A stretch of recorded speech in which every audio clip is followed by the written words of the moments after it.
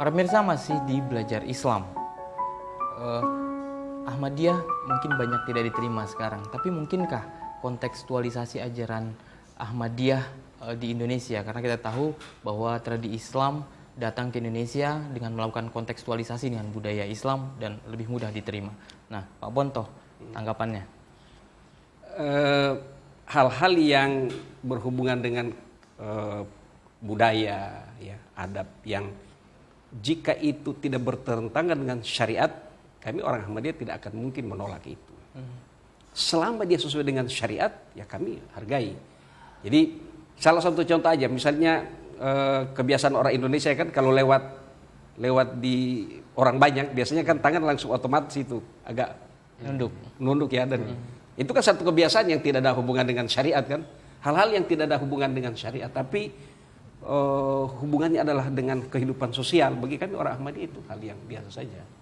Nah, bagi kami kalau itu dia ada hubungannya dengan syariat, ada hubungannya dengan teologi, maka kita harus melihat bahwa selama teologi itu yang kita kemukakan masih tetap didukung oleh Al-Quran, masih tetap didukung oleh sabda-sabda Nabi Muhammad SAW, kami adopsi.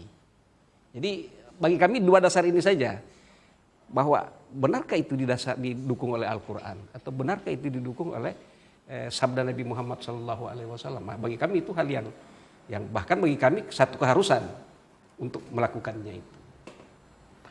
Nah, ini sesi terakhir ya Pak Ponto. Jadi closing statementnya apa harapan Pak Ponto terhadap pemerintah, terhadap pengungsi di transito dan beberapa jemaah Ahmadiyah di daerah lain yang mungkin mengalami hal yang sama, dan juga kepada masyarakat sipil, polisi, dan lain sebagainya? Saya selalu berprinsip ya, karena itu diajarkan kepada kami bahwa love for all, hatred for none.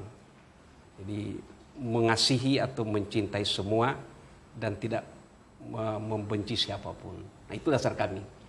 Nah, oleh karena itu perlakuan apapun yang kami terima tetap kami anggap merupakan satu hal yang terjadi dalam rumah bangsa Indonesia yang besar, yang harus diselesaikan oleh orang tua bangsa kita ini. Tidak mungkin itu sesama anak-anak akan menyelesaikan satu sama lain. Harus ada orang tua yang mengayomi, yang yaitu pemerintah. Ya, pemerintah maksud saya itu.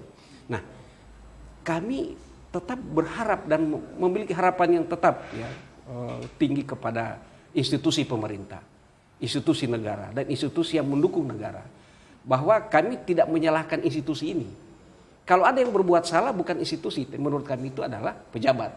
Nah, oleh karena itu bagi kami pejabat yang ada di lapangan ini mestinya ada yang mengawasi, yaitu pejabat yang lebih tinggi dan seterusnya yang tertinggi, sehingga tidak ada perlakuan yang bertentangan dengan konstitusi dan undang-undang yang senafas dengan konstitusi yang terjadi terhadap warga negara siapapun, bukan hanya terhadap Ahmadiyah, tapi terhadap siapapun. Kalau ini berlaku, maka saya kira bukan orang Ahmadiyah saja yang terlindungi, tapi semua warga negara Indonesia, siapapun dia. Satu orang pun dia memiliki pemahaman yang berbeda, dia tetap dilihat oleh negara, oleh pejabat negara adalah warga negara. Tidak dilihat dari kelompok pemahamannya, tetapi sebagai warga negara. Nah, ini yang kami harapkan demikian.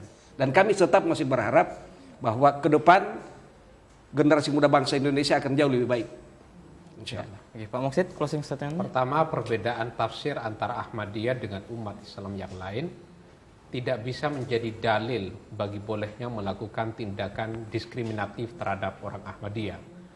Satu. Yang kedua, sekalipun tajam perbedaan tafsir antara Ahmadiyah dengan yang lain itu, jika tidak ditindaklanjuti dengan tindakan kekerasan, maka itu sah saja.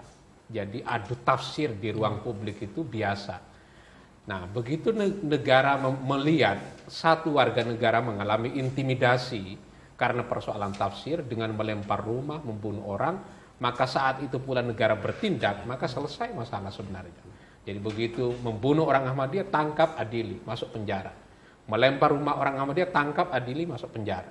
Menjadi selesai. Jadi kekeliruannya sebenarnya adalah karena tidak tegaknya hukum terhadap para pelaku kriminal, terhadap para pelaku kejahatan. yang dilakukan oleh sebagian orang terhadap orang-orang Ahmadiyah. Itu mungkin yang bisa kita lakukan. Pertama, halal saja kontestasi tafsir seperti saya dengan Pak Ponto tadi itu halal untuk dilakukan. Tapi sekalipun berbeda, tidak boleh menjadi dalil bagi bolehnya melakukan penindasan terhadap Ahmadiyah. Oke, dan disitulah peran pemerintah dan polisi dan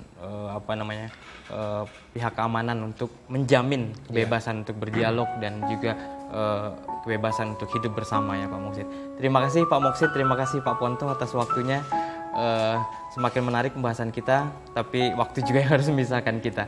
Para pemirsa, saksikan terus program Belajar Islam setiap hari jam 8 sampai 9 malam di MNC Muslim Channel 92. Bagi Anda yang ingin mengirimkan kritik dan saran, silahkan kirim ke Facebook dengan nama Belajar Islam atau Twitter @belajarislam_id. Sampai jumpa di lain kesempatan. Wabillahi taufiq wal hidayah. Wassalamualaikum warahmatullahi wabarakatuh. Waalaikumsalam.